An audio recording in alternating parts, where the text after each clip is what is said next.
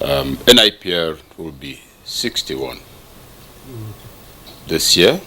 This 1 week is also a celebration of that event. We couldn't do it, so it's more like NIPR at 60 on the 61st birthday.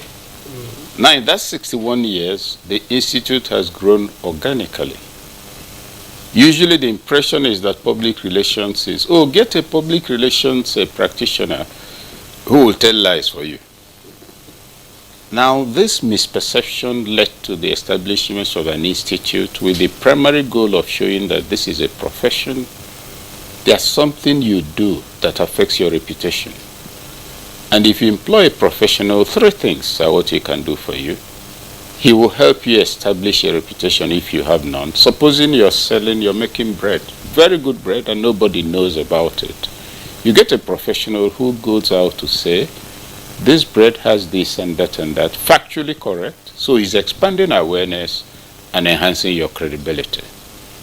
Now, you may have a reputation that is bad, either because of your product or because of your attitude or because of your environment. A professional helps you to remedy a bad reputation, not by saying that you don't have it, but by showing you what will change and by reaching the right type of stakeholders. If, for instance, you're selling a Rolls Royce and you're very nasty to customers, you will not be a success story, because people who can afford Rolls Royce are mostly people who are used to good manners, who operate at a certain social level.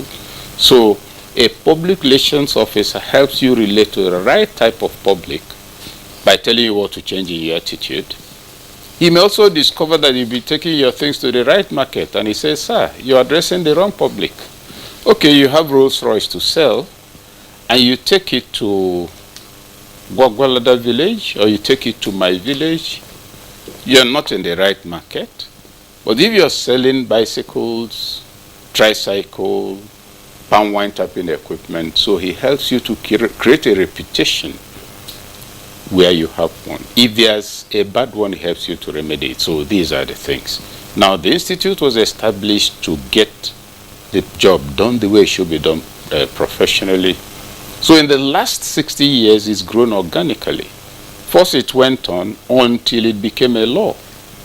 That means that some people worked for decades to the point of the National Assembly realizing that, look, there has to be a law saying that only those who know how to present the profiles, integrity, capabilities of individuals and organizations should practice public relations. Now, that organic growth has been on.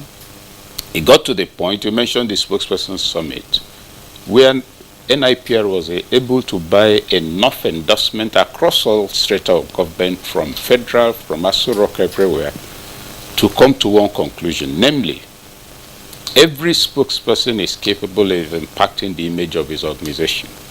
But every organization operates within a territory called a nation. So if you have spokespersons who give disparate narratives, it will affect the perception of the nation. That led to a spokesperson's summit. In other words, if I'm the spokesperson for NTA, Moji is the spokesperson for a private organization, all of us are spokespersons. The institute put all of them together to put about 5 things across. 1, you represent the image of your organization. Second, you may misrepresent that image by talking about yourself instead of your organization. Thirdly, you may present facts that are not relevant. Fourthly, you may waste people's time and even annoy your audience. So they were given templates for public management of organizational image. That's the purpose of that event. And if you look at the attendance from the presidency, the Minister of Information, to stakeholders from all over the country came for it. But even before that, there was a citizens summit that led to a citizens charter, that only citizens make a nation, not raw materials, not infrastructure. And so that summit started at state level, took place at regional levels, then there was a national. So you can see it's a build-up, and that's why I say it's organic. Now, in this 1 week is also, having taken all that through, done the spokesperson summit, done a master class for spokespersons at different levels. Now, the 1 week celebration of the 60th anniversary of the establishment of the institute is designed to put all of that together. Now, how does that affect national reputation? The Nigerian state is battered on all fronts, and we are suffering the negative economic implications of that at the economic level, at the political level, etc. Now, we could have just one day somebody will give a long and tiring lecture, usually boring, on what public relations is and make all the fine speeches known. In 1 week, the different organic components of what it takes, of the history, of the expected positive outcomes will be put on the table for Nigerians. We could have had it in Abuja here, but it's going to take place in Abuja. Next time it will go to other places because the real Nigerians are not in Abuja. You cannot be doing public relations. Huh? I'm fake? I was going to ask. I'm fake? Yes, just like me. See how we look. How many people look like us? I make no apologies about this statement. How many Nigerians look like us? They are less than 0.1%. How do we look? We look very healthy. You're even laughing. Most don't laugh. That is the truth. We all come from villages. There are no Nigerians here. They are administrators of the Nigerian public infrastructure, and they live in comfort. So if you have that program in Abeokuta, next time you take it to Angwarimi in Kaduna, next time you take it, you're compelling those who claim they are spokespersons to see the country they know, but which they are pretending they don't know. Now, that's part of the organic growth. And the 1 week is to drill it down comprehensively. And that's why it will be well reported, not just on formal media, but using every available means of public communication. There are places where you can only talk to people through town criers and all of that. So NIPR is determined, if you like the expression, to mercilessly get Nigerians to understand that how you speak, what you say, and for whom you speak affect your reputation, affect the perception of who you are, and ultimately affects the image of your nation. So, going back to what Moji said, is about our country, but not speaking from the rooftop, beginning from the ground. So by the time you're getting to the rooftop, all the rooms below have bought into the story that will appear on the banner. That's what that 1 week will achieve. And who, Prof, let me just stay with you for a moment. Who will be attending? I'll make a very slight reference to your earlier comments. Who will be attending? I guess there won't be people looking like us. What qualifies someone to attend, by the way? It will be mostly people like us, and I'll tell you why it is so. No nation develops because the common man has taken a point of view, a position. No. It always takes the elite to give leadership. Nobody should make mistakes about that. When you say, oh, the masses, if you want to help the masses, do what is good for them. Find out their need. Most of the time, they will approach you with their desires. If democracy is for everybody, it makes us equal. It wasn't the masses that thought of democracy. So, and I'll just give you a quick example. There was a friend of mine who was a state governor. He'd been governor for 2 years. We talked before he went. And after 2 years, I said, look, boy, let's do a review. Let me go to XYZ parts of your state and find out from the people what they want. So I went to this particular place, stayed 2 days with them. What would you want from the governor?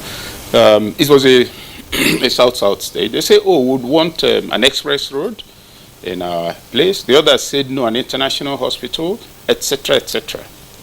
Now, this is a fishing community.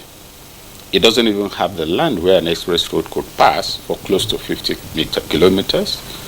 And so I asked them, okay, so how many of you have cars? 3 people have motorcycles in the community, that's all.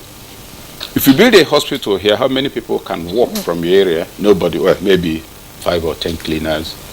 So you see, it will take leadership to listen and ascertain that they don't know their need, not that they are stupid. But by the time we now have, I said, okay, what, since all of you are fishermen, if the governor were to come here and create a reticulation plant, and your polluted waters are no longer there and you can fish, would you prefer that to a hospital? Since no, they shouted, yes, it's a hospital. Now, leading back to what we're talking about, spokespersons have the duty also of affecting public consciousness. That's why you go into a school, you don't tell the children, ask the children what they want. The teacher walks in with some level of knowledge. But the teacher must not adopt the arrogant attitude of just talking continuously. That's why there's feedback. So, directly to your question, those who will attend will be practitioners, stakeholders, and that means organizations and institutions functioning within the Nigerian space, including corporate Nigeria, who are partnering for this to succeed. But if you say, you know, the best way to do it, since it's about Nigerians, is to bring people from their farms, first, they wouldn't know what you're talking about. Second, they'll be very annoyed if you don't give them anything while you're good. So you're talking about building capacity by those who have a duty at a certain level. If you're going to train mathematics teachers, you don't bring in the gate men. But the gate men have their own type of training. So it's intended to sharpen and refocus the professionals who communicate organizational image, institutional image, and ultimately affect the national image comprehensively. And it's not a 100-meter race. You don't expect that after Abeokuta, CNN will be clapping for Nigeria. No. If it took NIPR 60 years to get to this point, up to 50 plus, before the nation realized it must make a law saying that spokespersons should be certified, we must know that nations develop by consistent, diligent effort. You know, they say the journey of 1,000 miles begins with a step. But that's only if you're heading in the right direction. True. If I want to go to Lokoja and I get out of this place, turn left, and I'm speeding at 160, heading towards Nasarawa State, I'll never arrive Lokoja. You will, but it might probably take longer. By the time I get there, I'm 90. Those waiting for me in Lokoja is their third generation.